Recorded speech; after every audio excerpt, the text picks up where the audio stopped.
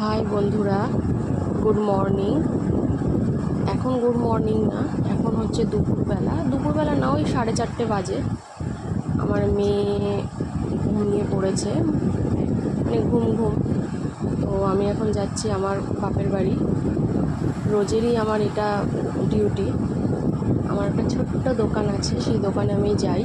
তো এখন মেয়েকে রেখে আসছি বাপের বাড়িতে। ওখানে ওকে ঘুম পাড়িয়ে রেখে আবার আসবো, এসে দোকানের মালপত্র নিয়ে